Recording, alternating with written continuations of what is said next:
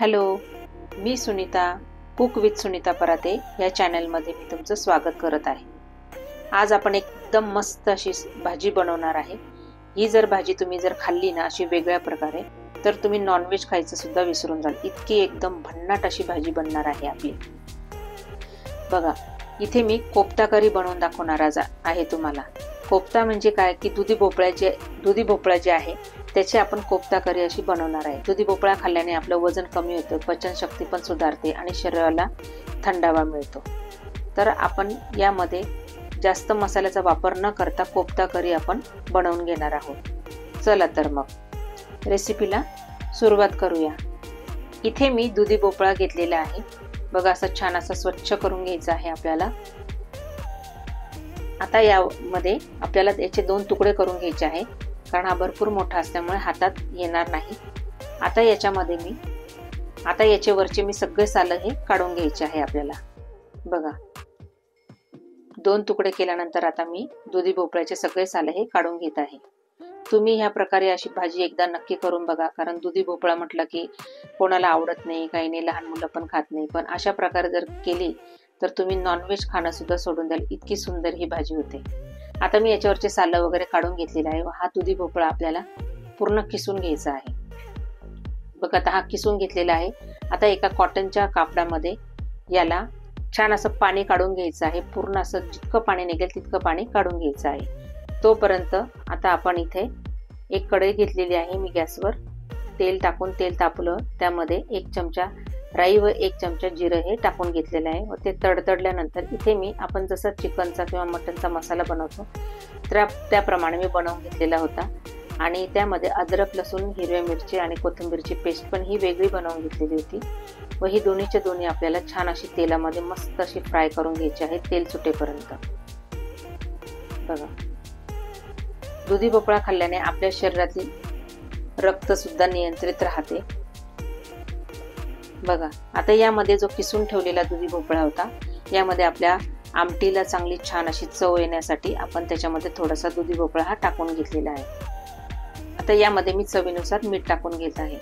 मग छान असं मस्तपैकी हा मसाला छान असा व्यवस्थित परतवून घ्यायचा आहे। बघा, छान असा व्यवस्थित परतवून घ्यायचा आहे। आता यामध्ये मी काही पावडरी मसाले टाकणार आहे। हळद टाकून घेणार आहे। 1 चमचा हळद टाकायची आहे, 1 चमचा धणे पावडर टाकायची आहे। त्यानंतर थोडा मसाला टाकून घ्यायचा आहे, घरी बनवलेला गरम मसाला कोणताही। व त्यामध्ये मी आता तिखटपणानुसार तिखट घालून घेणार आहे। व थोडंसं कलर येण्यासाठी मी थोडी काश्मीरी लाल मिरची ही देखील टाकून घेतलेली आहे। व हिंग देखील टाकून घेतलेला आहे। आता हा मसाला व्यवस्थित असा छान असा परतून घ्यायचा आहे। छान तेल सुटेपर्यंत मस्त परतून घ्यायचा आहे। आता यामध्ये मी मिक्सर मध्ये जो मसाला वाटून घेतला होता त्यातलंच थोडंसं पाणी मी टाकून घेतलेलं आहे। आता छान मस्तपैकी अशी वाफ काढून घ्यायची आहे। यामध्ये थोडी मी कसुरी मेथी देखील टाकून घेतलेली आहे। मस्त अशी वाफ काढून घ्यायची आहे। बघा, आता छान आपला मसाला तेल सुटेपर्यंत मस्त शिजलेला आहे। आता यामध्ये मी रस्सा करण्यासाठी गरम पाणी टाकून घेतलेलं आहे। बघा,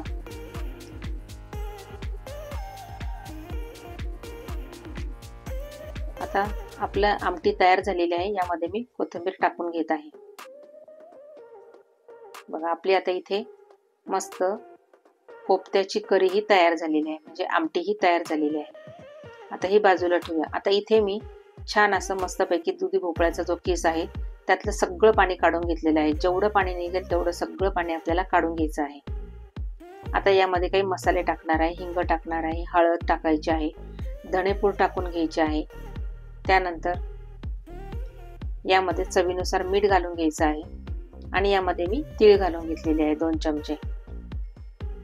त्यानंतर आपल्याला इथे अद्रक, लसूण, हिरव्या मिरच्यांची पेस्ट पण टाकून घ्यायची आहे, एकदम टेस्ट छान येते। त्यानंतर आपल्याला ओवा क्रश करून टाकून घ्यायचा आहे। यामध्ये आता तिखटपणानुसार आपल्याला तिखट टाकून घ्यायचं आहे। आता याच्यामध्ये कोथिंबीर टाकून घ्यायचं आहे व हे सगळं काही व्यवस्थित असं मिक्स करून घ्यायचं आहे। बघा, आता हे छान मिक्स होत आहे। तोपर्यंत तुम्हाला जर माझा व्हिडिओ आवडत असेल तर माझ्या चॅनलला सबस्क्राईब करा, नक्की करा सबस्क्राईब, लाईक करा, शेअर करा व कमेंट करायला विसरू नका। व बेल आयकॉन क्लिक करायला विसरू नका, जेणेकरून माझ्या येणाऱ्या प्रत्येक व्हिडिओचे नोटिफिकेशन तुम्हाला येत राहील। आता ह्या सगळ्या मिश्रणामध्ये मी आधी 1 कप पूर्ण बेसन पीठ हे मिक्स करून घेत आहे। बघा, हे मिश्रण आता मिक्स झालेलं आहे। आता मला थोडंसं परत असं वाटतंय की मिश्रण थोडं सैल आहे, म्हणून मी याच्यामध्ये अर्धा कप परत बेसन पीठ टाकून घेत आहे व छान असं व्यवस्थित एकत्र करून घ्यायचं आहे। व आपल्याला याचे छोटे छोटे गोळे करायचे किंवा आपल्याला भज्यांसारखे सुद्धा आपण यामध्ये तळू शकतो। तर आपण हे आता लगेचच तळायला घेणार आहे। इथे मी कढई ठेवलेली आहे व त्यामध्ये तेल सुद्धा गरम करून घेतलेलं आहे। यामध्ये थोडासा पाण्याचा हात लावून तुम्ही गोल करून सुद्धा भजे तयार करून तळून घेऊ शकता, किंवा आपण असं भज्यांसारखे देखील तळू शकतो। असे छान मस्तपैकी असे खरपूस मंद आचेवर पहिल्यांदा टाकून घ्यायचे आहे व थोडा मीडियम गॅसवर आपल्याला हे भजे जे आहे हे तळून घ्यायचे आहे। 1 मिनिटानंतर मग याला झाऱ्याने व्यवस्थित हलवून याला तळून घ्यायचे आहे। आता हे छान झाले एका साइडने, आता दुसऱ्या साइडने पण आपल्याला हे पलटी करून तळून घ्यायचे आहे।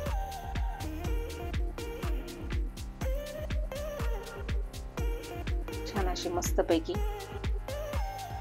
ब्राऊन कलरवर छान असे मस्त तळून घ्यायचे आहे। बघा, मस्त असे खूप छान असे खमंग असे कुरकुरीत आपले हे भजे तयार झालेले आहे।